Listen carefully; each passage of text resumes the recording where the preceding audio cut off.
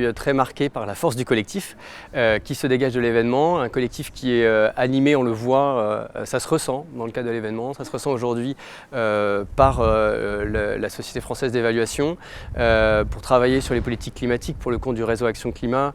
Nous sommes par ailleurs vraiment heureux que la SFE ait choisi la thématique des transitions pour cet événement et en associant, en articulant les dimensions transition écologique bien sûr, sociale, démocratique. C'est ce qui ressort de l'ensemble des interventions auxquelles j'ai eu la chance de participer. Et donc c'est cette vision intégrée qu'on défend également.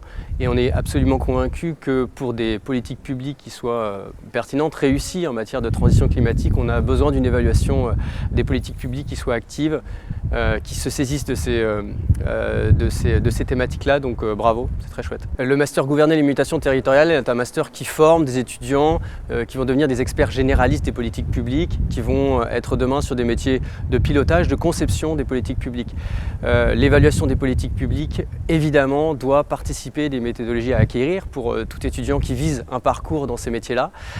Et donc c'est tout naturellement qu'il nous semblait vraiment important que les étudiants puissent participer pleinement à l'événement, être dans la rencontre avec les professionnels qui sont ici présents aujourd'hui.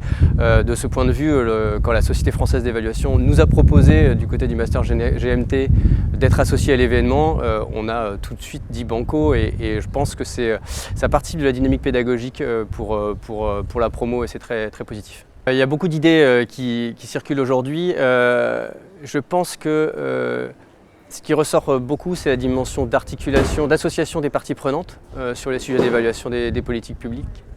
Donc de ne pas être dans une approche fermée, quantitative, juste de vérification d'une trajectoire par exemple, mais d'être dans une logique d'embarquement. C'est le terme qui m'a peut-être le plus marqué, ça a été évoqué dans la table ronde d'ouverture par Benoît Simon notamment.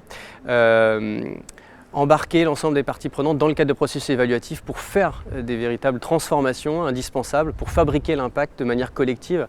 Ça, ce sont des dynamiques qui sont intéressantes et l'événement nous permet des rencontres et je pense que de cet événement, pour ce qui me concerne sur la fabrication des politiques publiques climatiques et les propositions qu'on peut faire aux décideurs publics, décideuses publiques, il y a des collaborations qui vont naître de l'événement, par exemple, pour aller favoriser les dynamiques d'évaluation ex-ante sur les politiques européennes dans le cadre des nouvelles générations de budget à venir. Donc c'est vraiment des collectifs qui peuvent émerger aussi de ce type d'événement à partir d'une approche qui peut être celle de la société civile pour le réseau Action Climat, qui se nourrit d'approches d'expertise comme celles et ceux qui sont présents aujourd'hui dans la SFE. Et donc c'est ce dialogue entre différentes casquettes qui peut être tout à fait riche et nous aider à avancer, je pense.